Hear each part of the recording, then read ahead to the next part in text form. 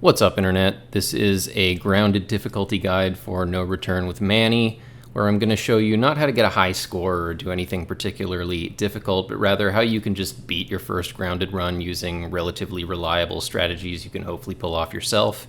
As you'll see throughout the video, as you may have seen in the other ones I've done so far, I make my fair share of mild to moderate mistakes, so if I can do it, you probably can too. One of the reasons I wanted to use this particular run as an example is that photo you just saw of the hospital encounter was actually a holdout. I would generally advise against doing holdouts if you're just trying to survive on grounded, but in some cases I think an early holdout is actually a good idea, particularly with a character that can dodge and starts with two weapons like Manny, but I'll talk about that more when we get to it. As for this encounter, for this map, I think the easiest place to survive is generally this platform up here. Usually, if you go all the way to the right over here near the ramp where the enemies can climb up, at least for infected, they'll usually only come from there, so it's a relatively easy place to camp. Basically, you can line up your shots while the enemies are climbing up over there. You're about to see me screw it up right here.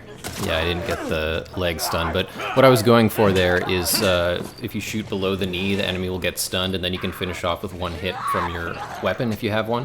And sometimes you can get a stomp kill like that even if you don't have a weapon. And right there I was hoping to get at least like a stagger off of one of those shots to finish off with melee, but I missed both of them. There's also food on the ground there behind those boxes that I should be grabbing. Anyway, with either the pistol or the semi-auto rifle like Manny has, you can get pretty resource efficient and quick kills just by doing this leg shot into melee finish combo here. And one thing to be a little wary of, like you just saw there with that last guy, even if you get the knockdown that could be a stomp kill, if you're a little too far away and you have a melee weapon, the character will actually use a melee hit like you just saw. So try to be a little patient, particularly if it's just one enemy. Also, I didn't have time to mention it before, but notice that I actually delayed picking up some of that semi-auto rifle ammo on the ground. The reason was that I hadn't used enough to pick up all of it. Like if there are 4 on the ground, say, and you can only pick up 1, the other 3 are just deleted. So I was basically waiting until I could pick up the whole stack. I think that's something you should bear in mind really whenever you're camping an area in an encounter, not even just hunted. Particularly if you don't have time to go and get ammo from a crate, you can at least make the most of the ammo from the pile of corpses around you. Also, as you just saw there, I like to run away at the end of a hunted encounter if there's somewhere safe to do so, just to save the last couple of bullets that I might waste shooting those enemies. Most of the time, you're not going to have a chance to pick up replacements, so if you don't really care about your score, you should just save them. I also sometimes like to make a dash for pickups that are in kind of a sketchy spot that you wouldn't normally want to go for if you actually had to deal with the enemies, but since the encounter's about to end, sometimes you can just grab them. Anyway, here I'm deciding what route to take. As I've mentioned in my previous guides, usually you want to look at the last 2 encounters because they tend to be harder, and basically pick the easier ones there and just deal with the more difficult stuff early on if you have to. This time I decided to go for the second route from the bottom with the mystery encounter at the end. My logic in picking this was that the other 3 final encounters were all human encounters, so I thought there was probably a higher chance that it would be an infected encounter. I'm not sure if that's actually how it works or if every single encounter is totally random, independent of the other ones, but that was at least my logic. Unfortunately, it ended up being a pretty horrible hunted by rattlers encounter in this case.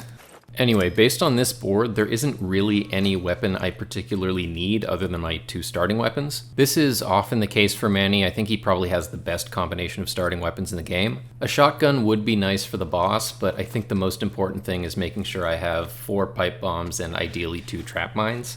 If you have that, it's one of the easier boss fights because you can throw all your pipe bombs at the bosses right at the beginning, turn around and place a couple trap mines as you run towards that room at the back and just camp the desk with a shotgun or whatever you have, but the shotgun's the best. It's a pretty easy boss fight if you have the supplies for it. Anyway, Manny's inability to make medkits sounds really bad on paper, but if you consider that he starts with 2 solid weapons that cost 22 coins total, it's actually not such a bad thing to have to buy your medkits. I also think it's an advantage that you don't have a pistol, unlike all of the other Abby weapon characters. Most of the time, the only other weapon you really want as Manny is the shotgun, particularly because he starts with the pill tree that gives you the ability to make the incendiary rounds. But in this run, I didn't end up buying any guns at all. I think that's actually a pretty easy mistake to make, like buying too many guns, especially when you don't have the holsters for them. The game will drop ammo for whatever you have, so if you have something you're not using in your bag, it's better to just not have it in the first place. Even if it means leaving a weapon that you got for free from the dead drop, if you don't want it, don't take it. Anyway, as for upgrades, I decided not to spend any pills yet because I want to use my explosives on pipe bombs. I already got the recipe as you saw at the shop and then just stocked up on medkits. You usually get medkits at the shop after your first encounter, and it is usually a good idea to stock up because you don't know exactly when you're going to get access to them again. As for weapon upgrades, I just grabbed the capacity on the semi-auto rifle, which I think is probably the best one for a holdout. Same goes for hunted infected, you're just less likely to get caught with your pants down reloading. But as I said earlier, holdouts are usually something you want to avoid, especially when they're later in the run. But if it's only the second or third encounter, there won't be that many enemies total and you won't get a bloater. The hospital is actually also one of the more forgiving holdout maps, just because it's more open than the other ones. On some of the other maps, it's relatively easy for enemies to just kind of pop out of nowhere and grab either you or your ally. And sometimes your ally will just go behind a wall somewhere where you can't see and then just lose a bunch of health and you don't even know why. But with a map like this, it's a lot easier to keep track of both where your ally and your enemies are. The thing with holdouts usually isn't dying yourself, it's your ally dies if you go a little too far away, or sometimes they take damage when you get grabbed. Actually, this here is a pretty good example. I really didn't have a lot of warning that enemy was coming. Thankfully, Yara saved me there. But on maps that take place in enclosed spaces, that happens a lot more often. Not the getting saved part, the getting grabbed part. But if you do a later game holdout where you end up with a bloater, you will find that they end up getting you killed, not because they actually kill you, but you get so distracted trying to kill them that other enemies come and kill your ally while you're occupied by it. I think it's generally a bad idea to commit to a late game holdout, but in this case, all the factors kind of lined up. Actually, there's another example of me not picking up ammo until I could pick up all of it. As you saw, I had 6, so I could only pick up 2 of the 3. But here, all of the factors lined up to make it, I think, a good idea to do a holdout. It was only the second encounter. I already had 2 good weapons as Manny, and it was a relatively forgiving holdout map. I think it's fair to say that Manny is the character where you're most likely to actually choose to do a holdout if you're just trying to survive. I know there are some scenarios where going for a high score you might want to do a holdout, but if you're just trying to beat the game, you're really only going to want to choose a holdout when it's the second or third encounter. Manny's 50% bonus health doesn't hurt either, especially if you get grabbed. Something I'm noticing now just watching the footage back that I haven't really thought about before is that there's a dead drop in this encounter and it's the second encounter. I'm wondering if that's a Manny specific thing because normally it's the first, third, and fifth encounters, and maybe it's because in the first encounter the only thing Manny can possibly have that it would accept is a med kit and you can't make them. I actually just paused the recording to Google it and also watch back some of the footage here to see if there were any other dead drops, because I didn't remember if I had actually used any of them in this run. There's definitely one in the fifth encounter. I didn't see one in the third and fourth, but that could just be because I didn't go close enough to it. Google mostly just showed me irrelevant launch day articles that probably were written by people who didn't really know what they were talking about in the first place. To be fair, it was the first day. And ChatGPT said that they're random in every encounter, but that's the kind of thing that it would probably hallucinate about, so I'm not really sure what the answer is. If you do know the answer, please enlighten us in the comments below.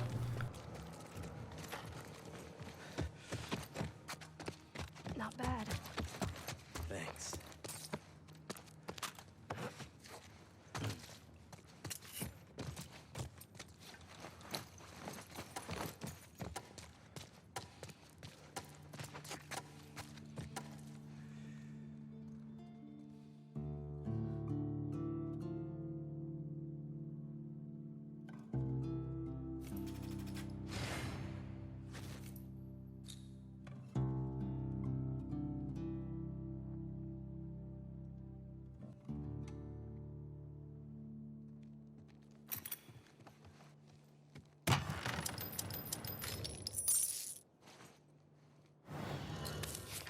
So as you're about to see, I spent a fair amount of time deliberating here.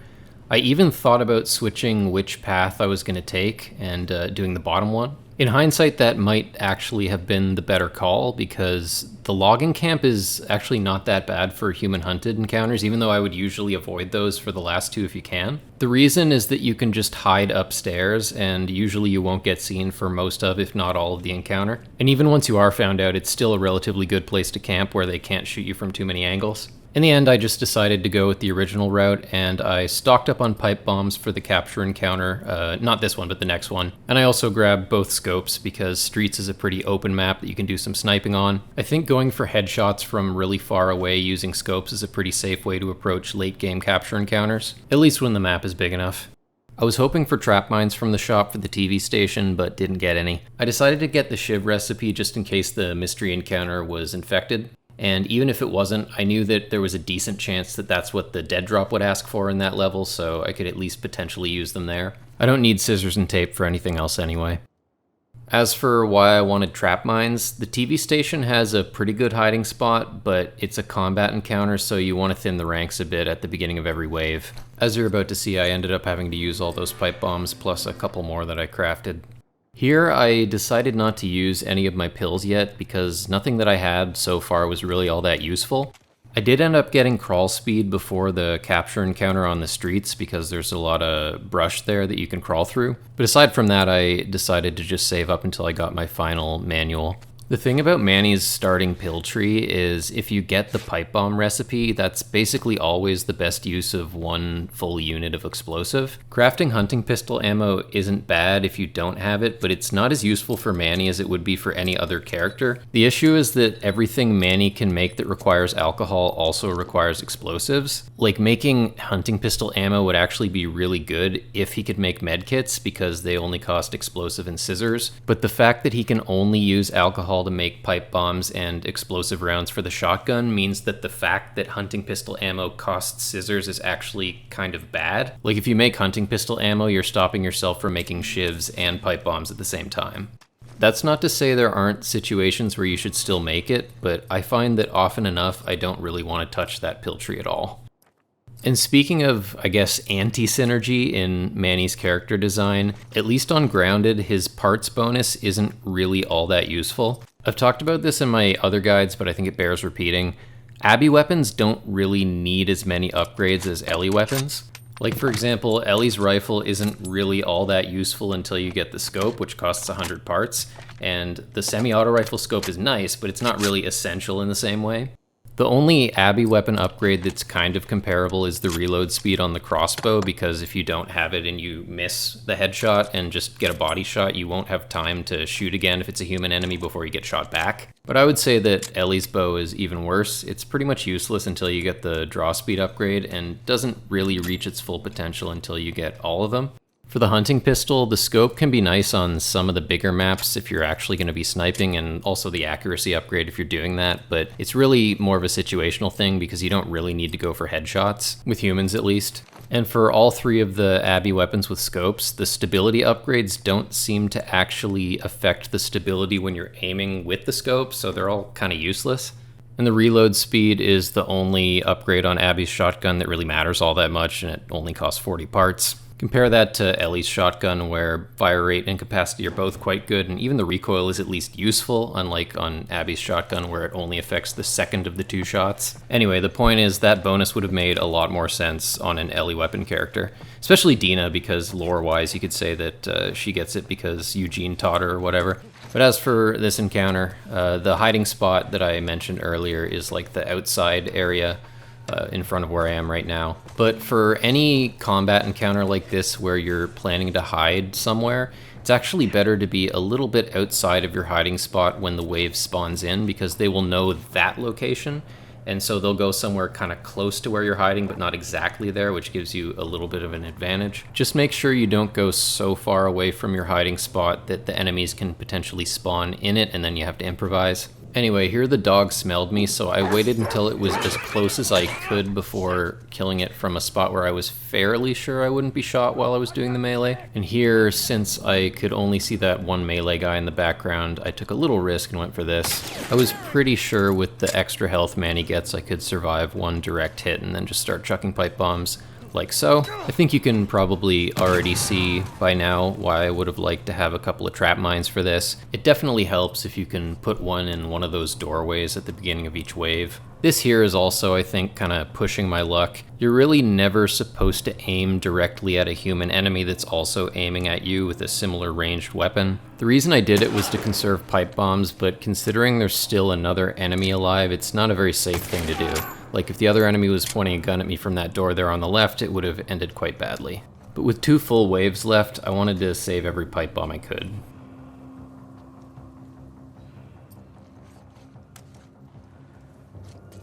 Not that it really matters here, but I probably should have saved the bullet and just went for the brick grab strangle.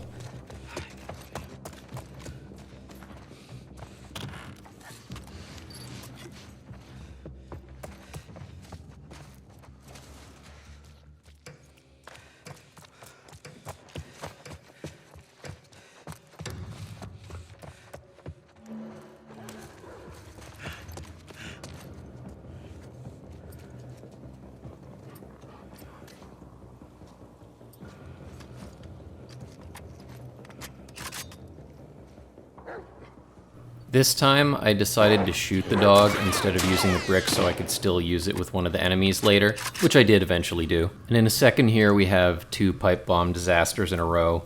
First, I try to free aim to hopefully hit both of those enemies there and don't get either of them. And then that one right there, I thought it went out of bounds, but it still hit me. Thankfully, I'm Manny and I have extra health.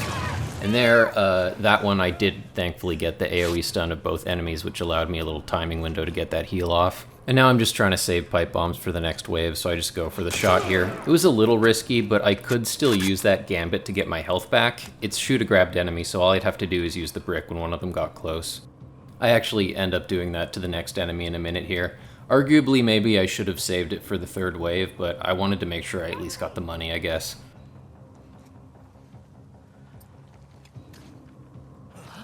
Notice how I move the camera as I'm grabbing this enemy? The reason I did that is I figured the direction I was just facing there was the one that was most likely for the other enemy to come from. They can't shoot you from the front while you have a hostage, although they can shoot you from the sides or the back and it will make you drop the hostage. So you want to use that to your advantage if you know where the enemies are.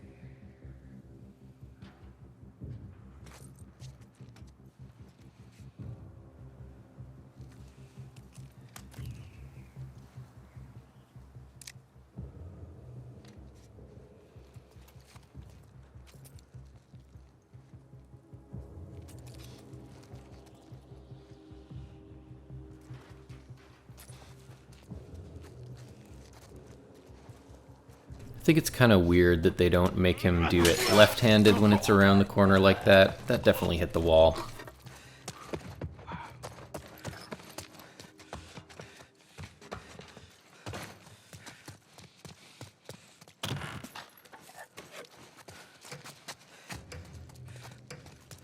Like I mentioned before, here I pause for a second so that this is the place that the enemies will go towards instead of my actual hiding spot. But you need to be careful because like this, you can get intercepted if you're a little too far away. It was only one enemy in this case, but if you go farther than that, you might end up in a position where they just spawn in your hiding spot and then you have to figure out something else.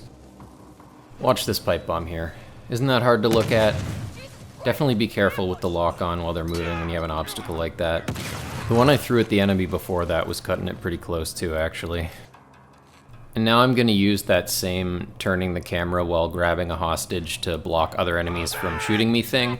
Also, am I the only one who thinks he shouldn't have been able to hit me from that angle? It looks to me like I was comfortably behind cover, but I mean, look at the hitboxes there. It really didn't look to me like I hit both of them with that same hunting pistol bullet. I was actually really confused by that stealth kill animation. I thought the second one over there was still alive. I thought it was just a glitch because, you know, this game does have its fair share of glitches, and so that's why I was dragging the body forward, hoping to get behind cover before the other guy shot me again. But apparently he was already dead.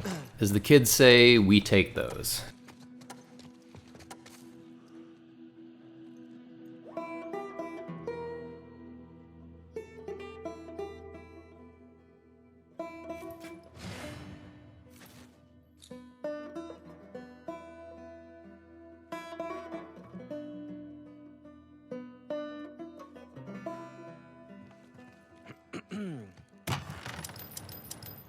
So next we have capture on streets. Because that map has a lot of brush, like I mentioned before, I decided to grab the crawl speed upgrade. I also got both of the remaining hunting pistol upgrades, more importantly the accuracy.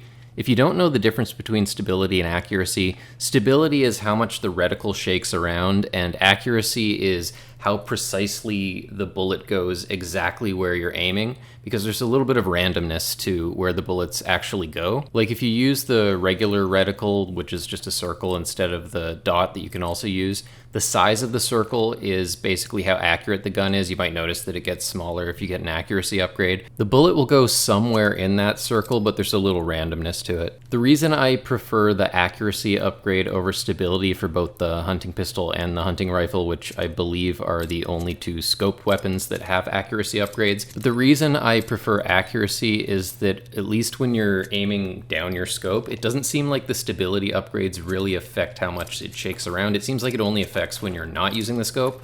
So I would rather have the bullet actually go where I'm aiming when I'm shooting from far away. For capture on a larger map like Streets, sniping from far away is a pretty safe way to thin the herds, because by the time the enemies get to you, you can usually get back in stealth again. So I'm generally a fan of grabbing scopes and or accuracy upgrades for capture encounters, at least if the map is big enough for it. In my opinion, the stability upgrades generally aren't that crucial. The main exceptions are Ellie's bow, and if you're using silencers, the handguns, since you're going for headshots in those cases. Technically the same is true for the semi-auto rifle, but that gun is already so stable it's barely noticeable. I also don't personally find the handgun stability upgrade to be all that noticeable. It's still pretty shaky after you get it. Anyway, as for the shop, I was hoping for medkits, and thankfully I did get them on the second page. You always want to stock up on pipe bombs for late game capture encounters, just because there are so many enemies and they kind of act as your get out of jail free card if you get overwhelmed. I also grabbed a single trap mine for the boss, just in case I didn't get access to them again. Doing that did make it so that I wouldn't have been able to afford the shotgun if it was there, but what I really wanted was medkits. The shotgun is the best weapon for the boss, but it's not essential. I guess you could say stocking up on medkits approximately twice per run is sort of like the Manny tax. I'd say it's worth it for his weapon loadout and extra health.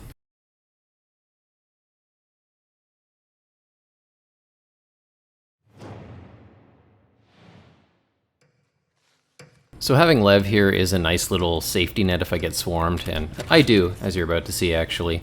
But with an ally and 4 pipe bombs, it's not a big deal. Basically, I'm gonna snipe an enemy and then retreat back here.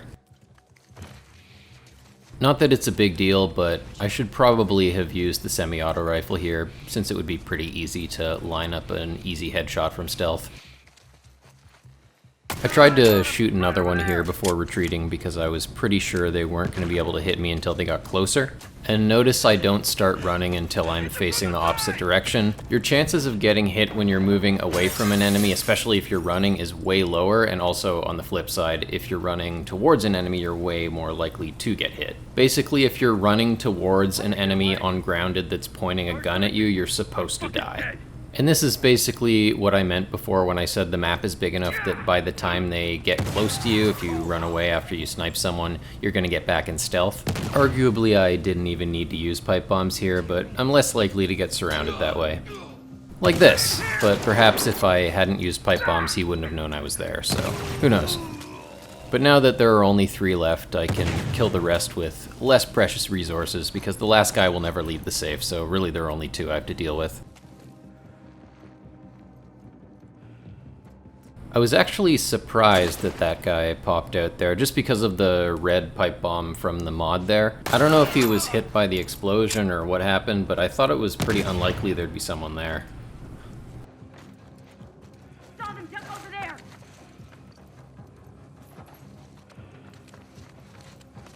They got away. Find them quick. For the last two enemies, the priority is trying to get the gambit, which I can do by shooting below the knee with the semi-auto rifle 3 times. Also, if it didn't go without saying, I really didn't care about the safe at all. I already have all the weapon upgrades I need, and as far as pills go, I wasn't using my first pill tree, so I don't really need any more. Nothing turned up in the building.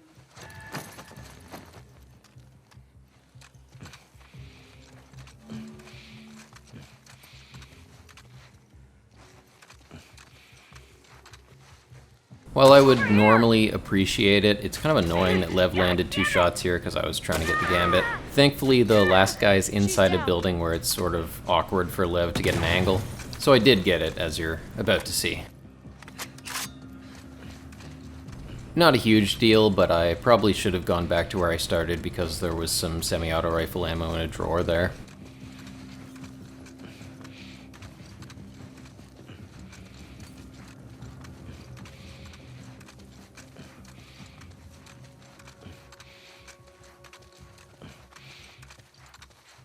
I also probably should have gone around and looted all the other buildings. If you're not trying to go for a high score and you've already lost the safe, you might as well.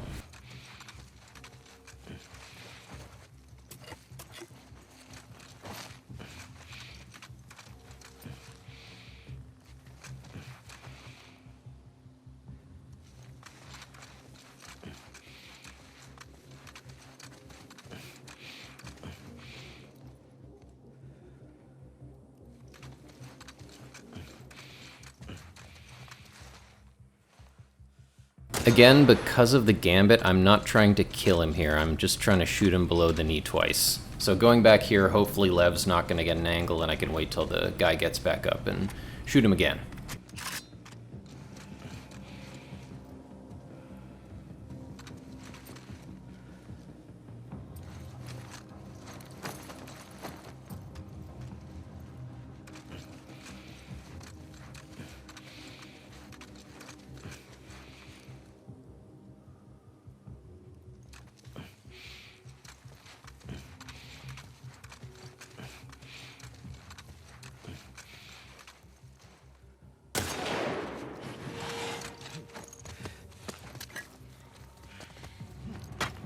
Yeah, not my best brick.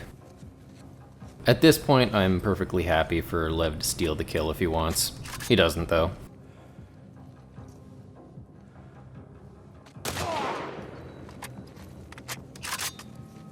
Unfortunately, I couldn't find the crate before the timer ran out, so I just grabbed what I could. Cold. Gracias.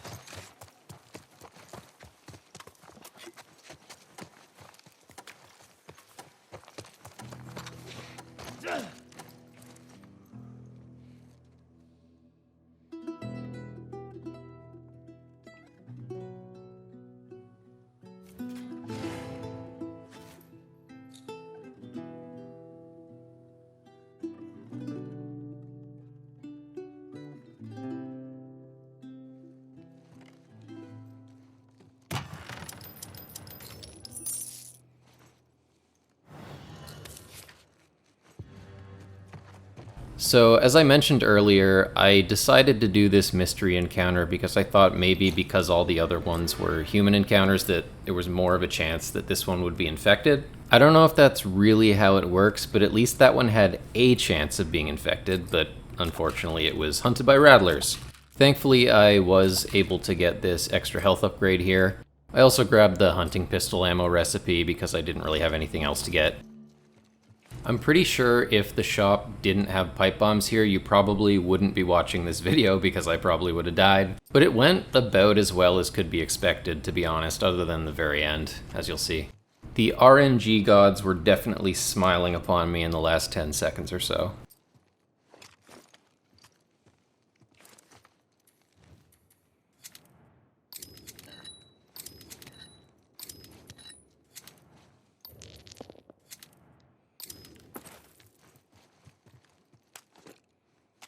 These last upgrades I'm really only getting because I have nothing else to spend my parts on. Like I mentioned before, the stability upgrade is not really very noticeable, and burst fire is actually pretty bad most of the time. The only things you should ever use it against are bosses and bloaters in a holdout. In those cases, I guess the extra DPS makes sense, but against regular enemies, if you miss, you're gonna miss with 3 bullets instead of 1, so it's pretty bad. Unless I guess you're playing on a lower difficulty where you get a lot more ammo, but on grounded you should usually skip it.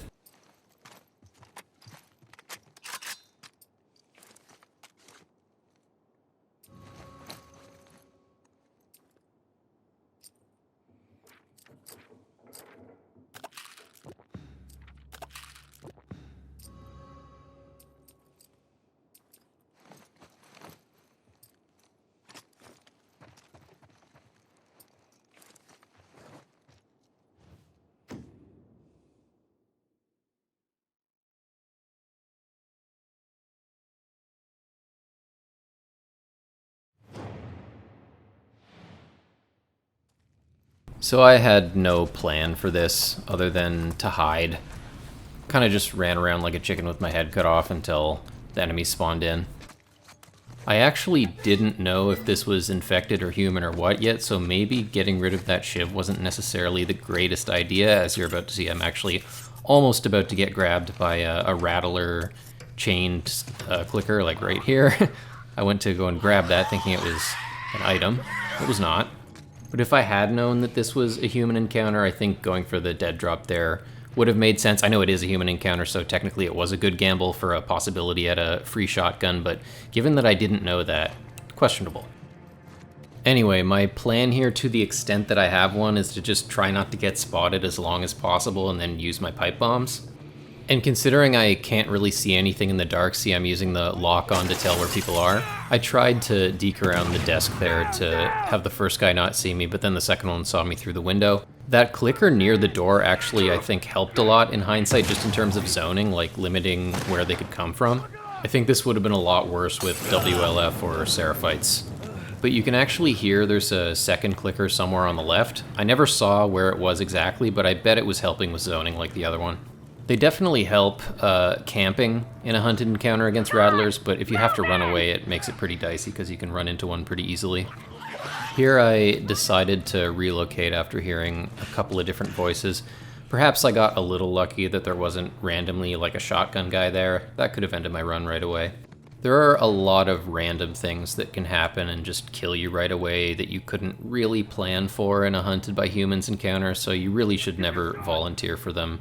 Unless there are maybe like certain easier maps, like logging camp isn't so bad because there's a place you can hide and things like that. But as a general rule, you don't want to be in this position. I mean, I had pretty good luck in this encounter, but even so, without those 4 pipe bombs, I would have been absolutely fucked. I got pretty lucky here too. Nobody else came for a good like 30 seconds. I think if they'd just kept swarming me, I would have died and you probably wouldn't be watching this. But I guess because I was using pipe bombs, the last enemies that actually knew where I was just sort of died, so the rest of them lost my trace. Also, probably the clicker zoning was helping too.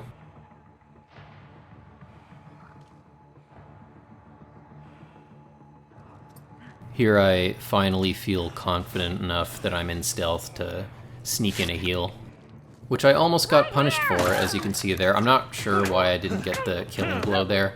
I could have been shot by someone else while doing that extended melee. Thankfully, I got lucky again. And once more here, I'm kind of lucky because I only had 10 seconds left, and being shot from that side, I decided to just go back where I started. And if there had been a shotgun guy there in that room, that would have been it.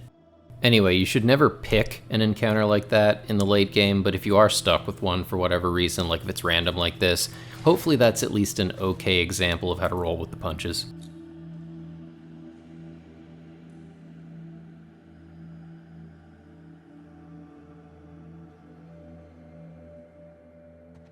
I did not get a free shotgun, unfortunately. If I had, that would have made this boss fight fairly textbook, but it's still not too bad, just with whatever weapons you have. The most important thing is to have pipe bombs, and ideally at least 1 trap mine, but the more the merrier. The shotgun is more like the icing on the cake, and if you have all 3, this boss fight is pretty much idiot-proof. I think it's definitely the easiest boss in the game if you have the supplies for it. I was able to get 4 pipe bombs from the shop and still sneak in a safety heal just in case. I was also able to craft an extra trap mine just because I got the recipe there. In hindsight, I actually should have made 2 because I didn't have any alcohol for pipe bombs anyway. This way of doing the boss fight, which I didn't invent by the way, doesn't really give you much of a chance to pick up supplies.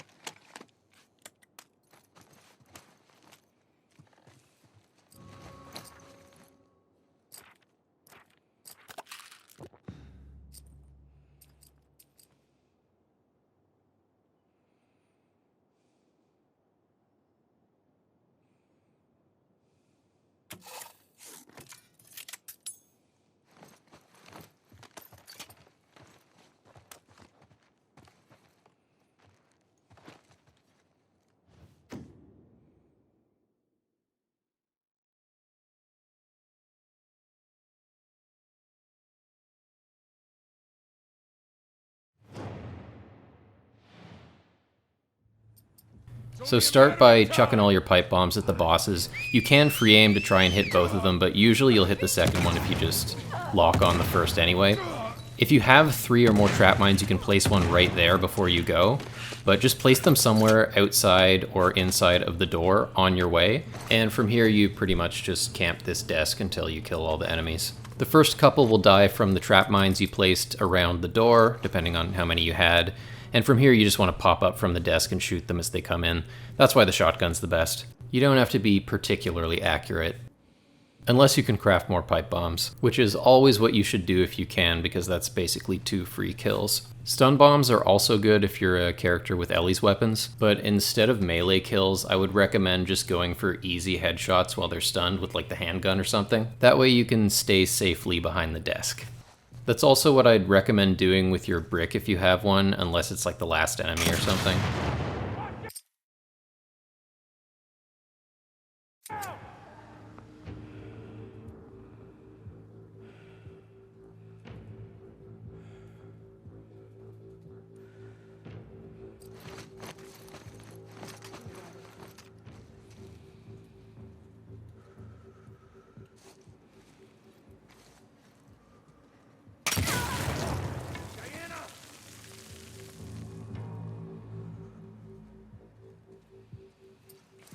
I don't know why I ended up using the hunting pistol here. I think the semi-auto rifle's better just because of its faster fire rate. Like if you miss the first shot, hopefully you can land the second one before getting shot yourself.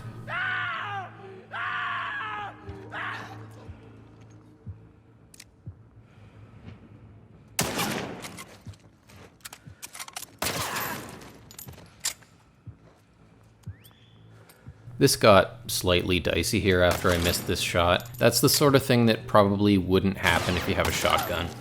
And since I would have killed that guy quickly, this guy wouldn't have been able to sneak up on me.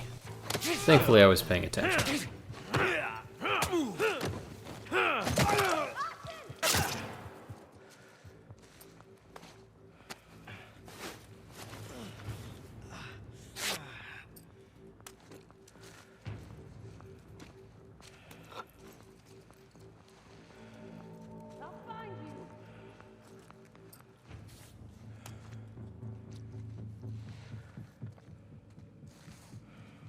Since I didn't have a brick, I had to wait until she wasn't looking at me here. Arguably a slightly abusive use of the persistent dot. I wouldn't begrudge someone for considering using it at all to be kind of cheating, but I at least don't like line up perfect headshots from cover with it.